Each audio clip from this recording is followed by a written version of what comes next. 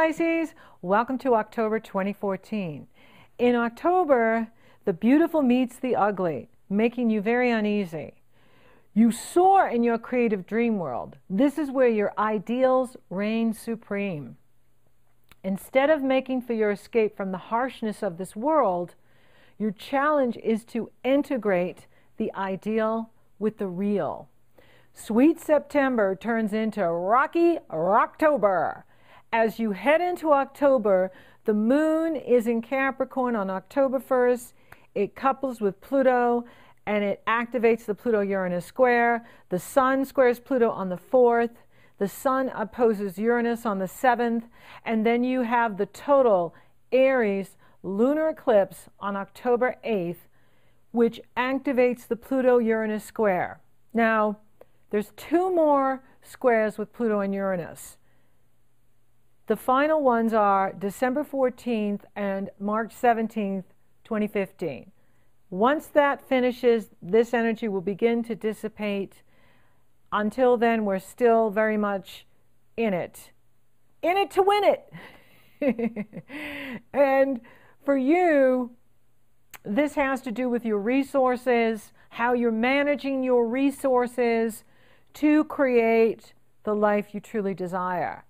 Now, as we build towards this total lunar eclipse, the moon is in Aries, conjunct Uranus, squaring Pluto, and opposing the sun in Libra, Venus in Libra, and the North Node in Libra.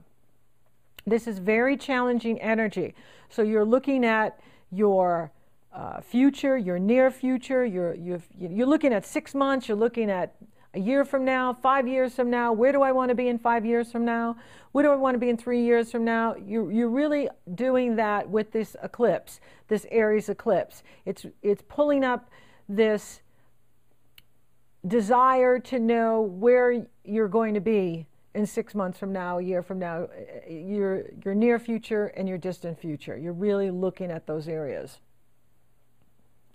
It is very much challenged by the Pluto coming from your hopes and wishes and your goals.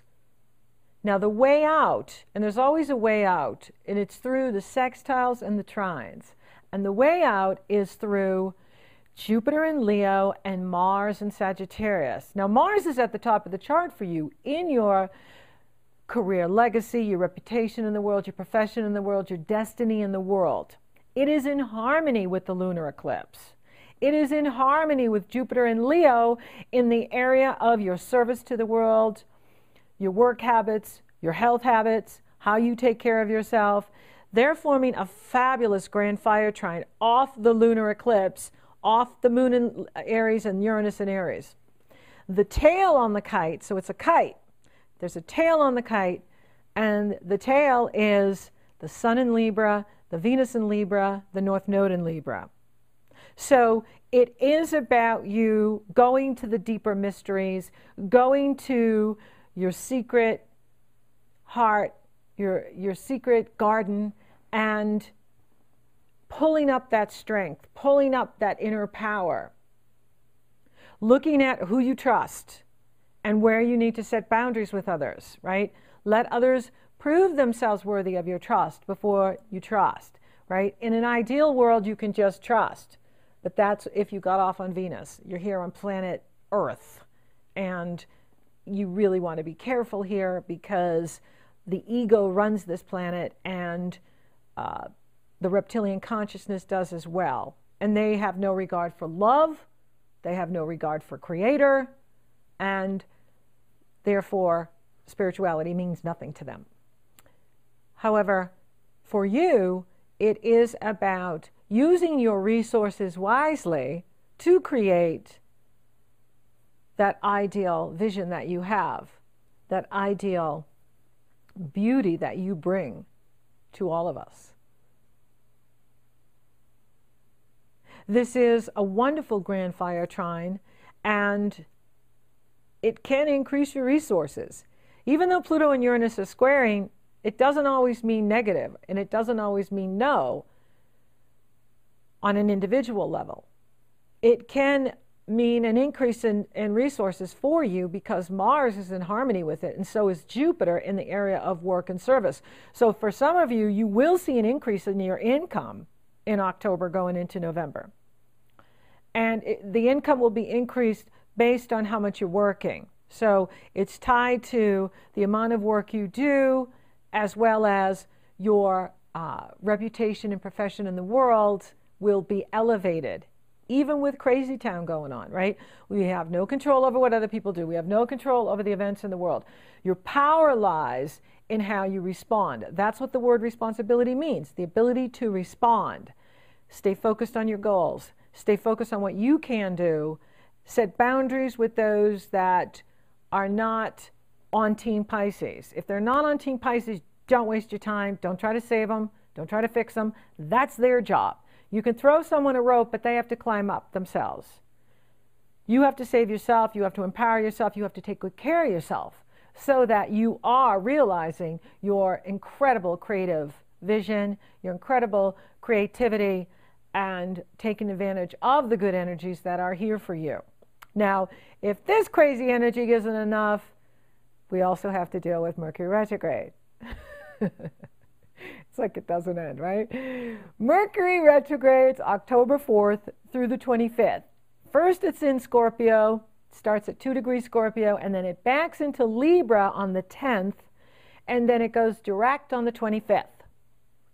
So you start really having that future vision. You're looking at your spirituality. You're looking at your idealism of what the world could be, and you know, if we all had peace and prosperity and these wonderful, wonderful visions that you have.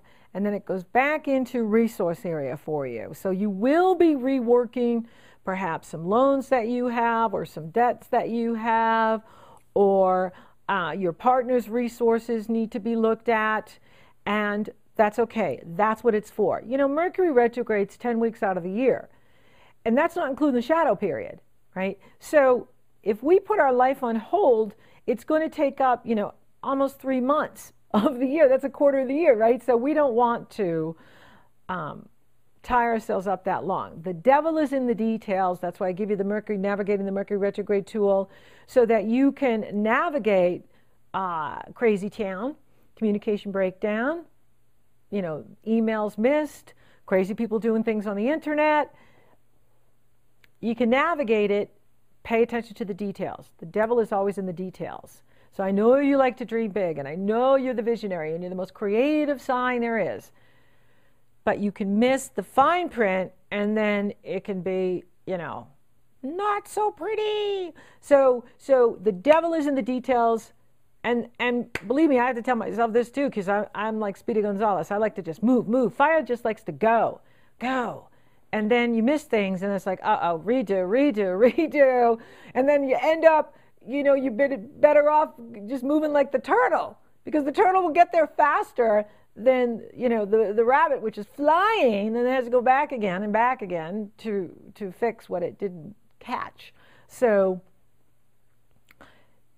take your time, look at everything you're doing, look at what you're signing on to, look at what you're agreeing to, and the more patient you are with this energy, the more successful you'll be and effective.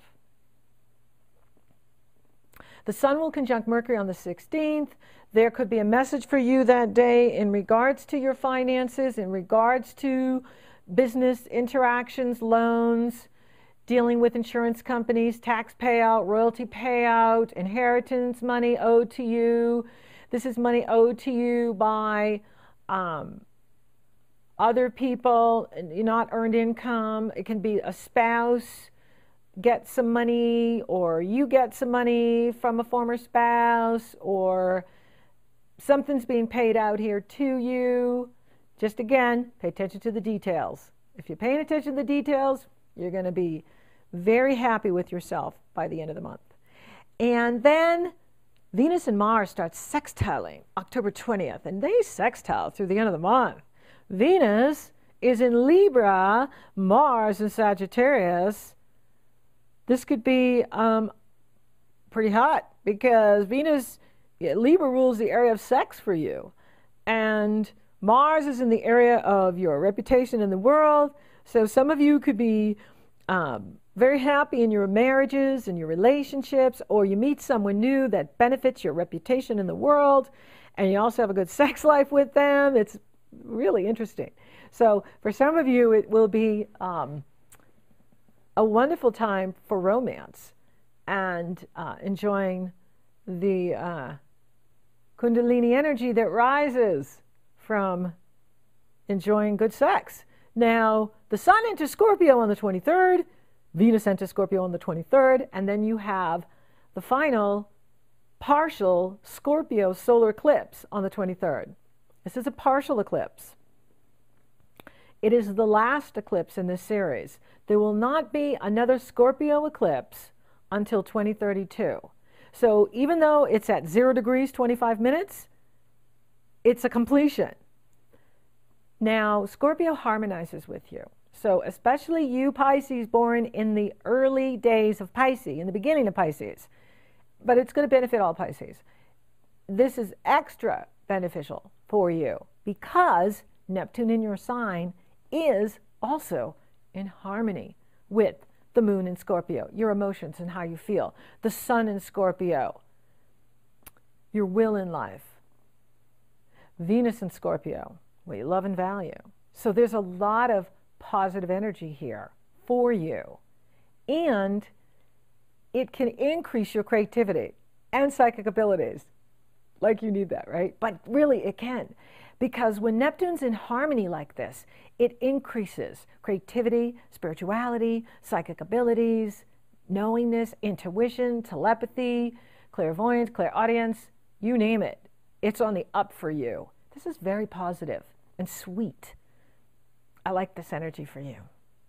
So there could be a completion in some sort of legal matter.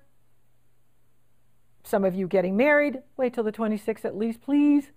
Or anything you're dealing with in regards to higher education or the law, long distance travel, spiritual expansion, expansion of consciousness, really feeling that connection to source and all there is. Now, what else is cool about this too is Mars is in harmony with the Scorpio solar eclipse. Mars is harmonizing with the moon. Mars is harmonizing with the sun. And Mars and Venus are sextiling. And he jumps into Capricorn and she's in Scorpio, so they're still sextiling as they change signs. This is extra juicy, extra good. So there could be a benefit to your career, your reputation in the world. This is a wonderful time for you to launch something new. Like I said, I like the 26th on, because even when Mercury goes direct on the 25th, he's still crazy. The crazy days for him is the day he goes retrograde and the day he goes direct. It's like his head's spinning around. Am I direct? Am I retrograde? Am I forward? Am I going back? Where am I going? So give him a day so he can figure out which direction's north. And Mars moves into Capricorn on the 26th, and that can increase your resources, because Capricorn rules the money you make from the business you own or the money you make from the organization you work for. And it's in harmony with all the Scorpio. So this would be wonderful for those of you that have been, so many of you are incredible actors and performers and singers and artists and healers and all of that fabulous. Anything you want to launch, do it at the end of October, right? This is launch time for you. And this could increase your fame, your fortune, your prosperity. So it really is about you merging your vision with the mundane, right? The devil's in the details, right? So that you have this future vision, you have this vision of what the world can be and what life can be, and abundance and prosperity for everyone, and health and healing for everyone. How are we going to do it on a day-to-day basis? How are we going to integrate it in with the current systems that we have right now? So it is about using your vision to market your products and services to the masses using the internet, using social media, and then you see the financial reward as well as the recognition for your vision and your creativity. So let's see now. Mars goes into Capricorn on the 26th, and then you end October with Happy Halloween! And, of course, All Saints' Day on November 1st. So this is a wonderful energy, and for you, as everything moves into Scorpio, your sister sign, you really start to come into your power. This will be a wonderful time for you to travel, wonderful time for you to teach, wonderful time to be in school. Saturn is still there, but Saturn harmonizes with you. Saturn in Scorpio is harmonizing with you. Saturn is not the hair in the soup.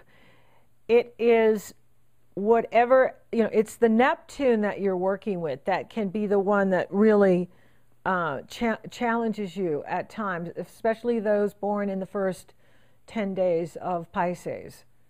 That will come online as Neptune goes direct and then gets up there to about 10 degrees in 2015. You are the best sign to work with Neptune, though, because it is your ruling planet, and you can direct Neptune. So the challenge with Neptune is it's hard for us to tell if it's a dream or if it's what we call reality.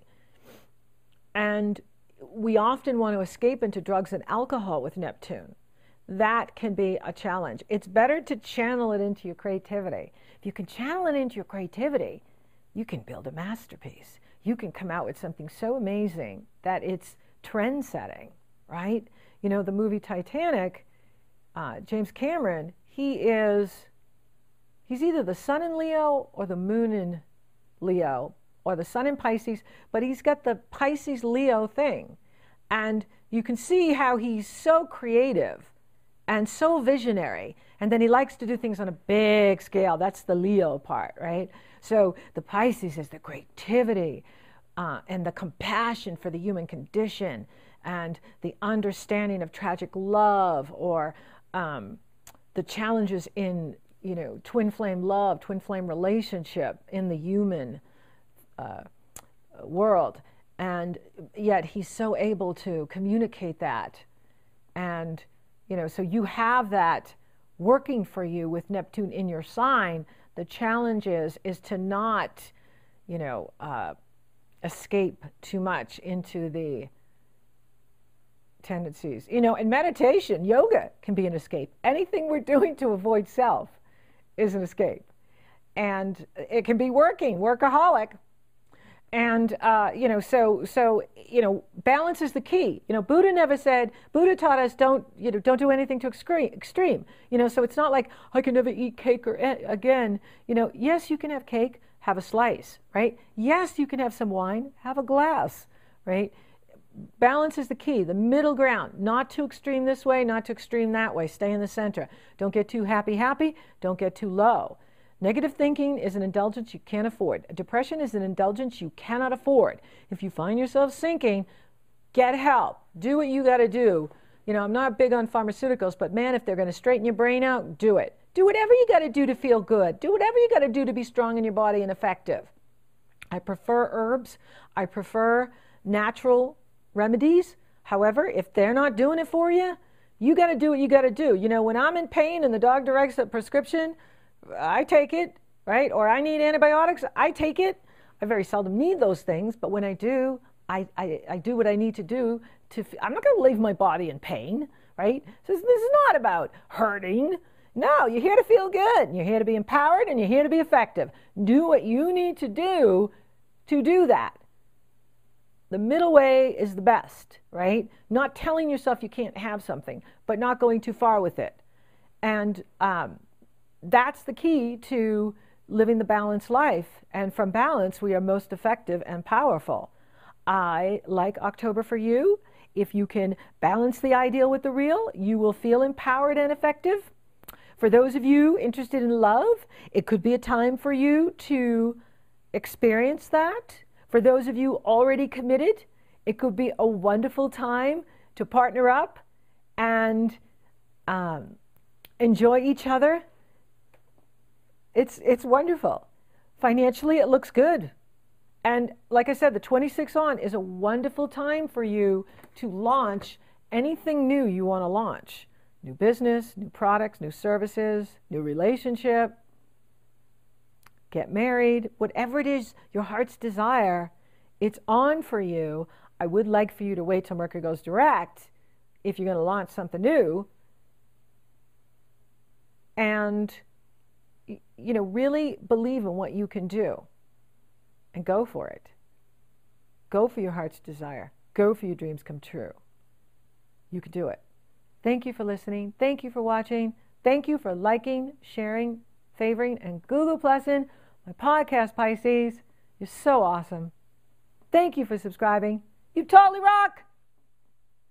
And if you would like for me to take a detailed look at your personal astrology, or you're interested in coaching, those links are below in the Show More section. And until next time, be safe and sound.